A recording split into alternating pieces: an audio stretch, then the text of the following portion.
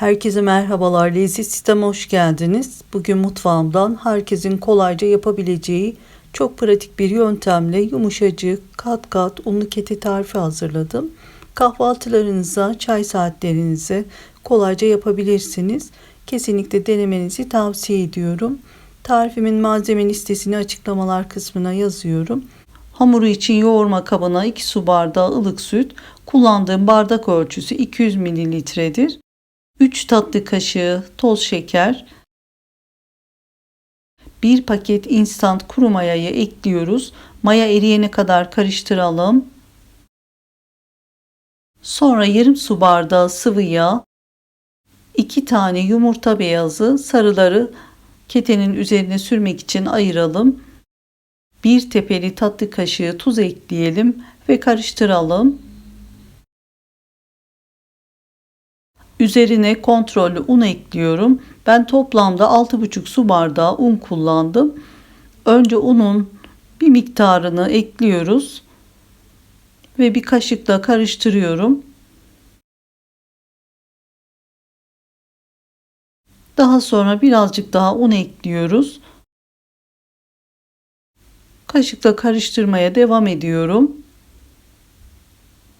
Hamur ağırlaşınca kaşığımızı bırakıyoruz. Kalan unu da ekliyorum. Elimle hamuru katlama ve yumruklama yöntemiyle güzelce yoğurup toparlıyorum.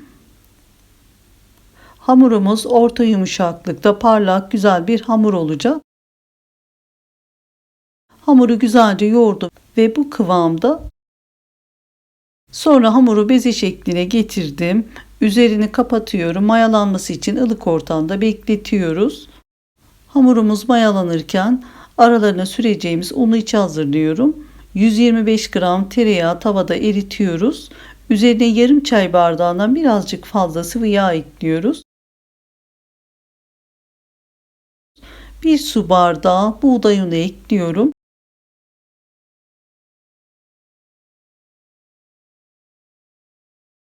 Bir çay kaşığı tuz ilave edip karıştırarak unu kavuruyoruz.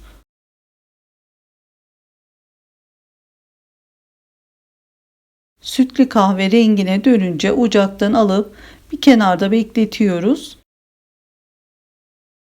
Hamurumuz ılık ortamda 45 dakikada mayalanıp 3 katına çıkmış gördüğünüz gibi. Bir hamur kartıyla maya kokusunun çıkması için hamurumuzun havasını alıyorum.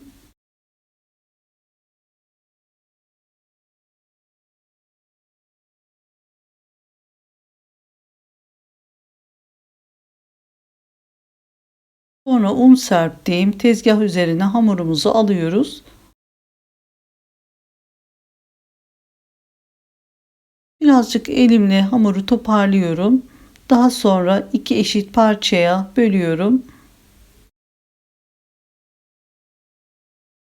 2 tane büyük beze yapıyoruz.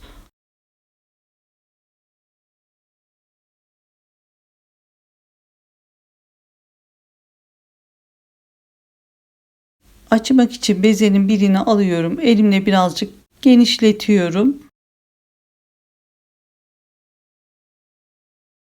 Bir oklava veya merdane ile hafif un serperek fırın tepsisi büyüklüğünde dikdörtgen şeklinde kolayca açıyorum.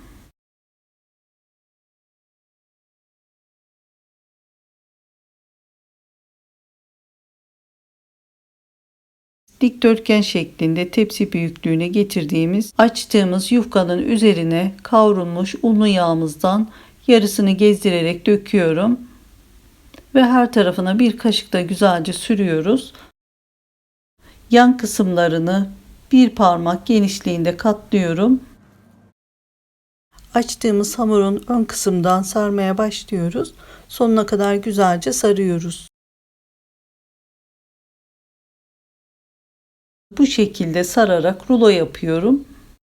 Hafif un serptiğim tepsiye alıyoruz ve buzdolabının alt bölümünde yağın dolması için birazcık bekletiyoruz. Ve diğer bezenin açma işlemine geçiyoruz. Önce tezgaha hafif un serpiyorum. Bezeyi elimizde biraz genişletip Dikdörtgen fırın tepsisi büyüklüğünde açıyoruz. Üzerine kalan kavrulmuş unlu yağın hepsini sürüyorum.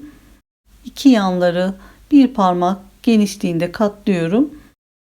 Sararak rulo yapıyoruz.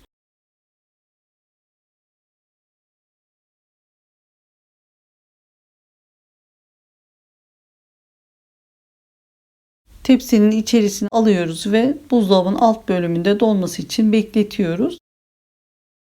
İlk hazırladığım rulomuz donduğu için tahtanın üzerine alıyorum. Bir bıçakla ortalama 4 parmak genişliğinde 6 tane parçaya kesiyorum. Orta büyüklükte kete oluyor. Daha küçük ve daha ince olmasını isterseniz 8 parçaya da kesebilirsiniz. Kestiğim parçaların açık olan kısımlarını ortaya büzerek birleştiriyorum. Üzerine bastırıyorum. Elimle genişleterek inceltiyorum ve ketemizin formunu veriyoruz.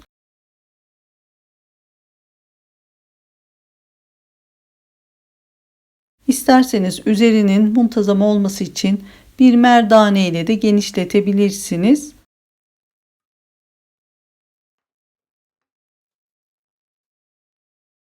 Altı tane ketemizi hazırladım.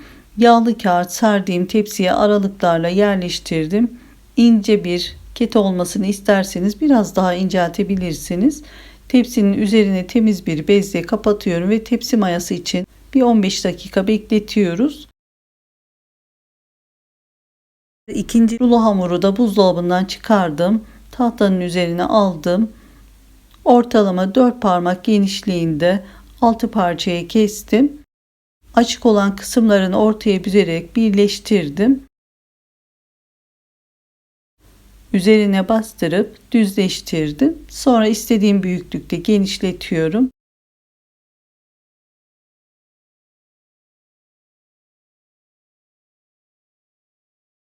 Ketenin formunu verip tepsiye aralıklarla yerleştiriyorum. Üzerini örtüp tepsi mayası için bir 15 dakika bekletiyoruz. Birinci tepsimiz gördüğünüz gibi tepsi mayası gelmiş. Üzerine ayırmış olduğum yumurta sarısına bir tatlı kaşığı süt ekleyip karıştıralım.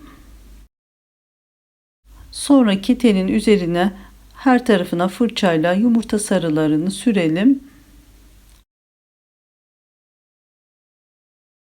Üzerini süslemek için susam ve çörek otu serpiyorum. İsterseniz kullanmaya da bilirsiniz. Ben birkaç tanesine kullanmadım. Birinci tepsimizi pişirmek için önceden ısınan 190-200 derece alt üst ayar fırına gönderiyorum. Altı üzeri kızarana kadar pişiriyoruz. Ketemiz pişerken diğer ikinci tepsimizin de tepsi mayası gelmiş. Üzerine yumurta sarılarını sürüyoruz. Süslemek için çörek otu ve susam karıştırıp orta kısımlara serpiyorum. İlk tepsi piştikten sonra ikinci tepsiyi de fırına veriyorum. Altı üzeri kızarana kadar ortalama 25-30 dakikada pişiriyoruz. Süreye takılmıyoruz. Her fırın farklı pişirir. Kendi fırınınıza göre kontrollü olarak pişirin. İkinci tepsimiz de pişti. Güzelce gördüğünüz gibi nar gibi kızarmış. Tam 12 tane kete çıkardım. İsterseniz daha fazla da çıkarabilirsiniz.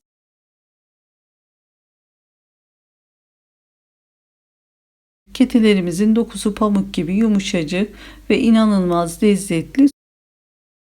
Ketemizi bölüyorum.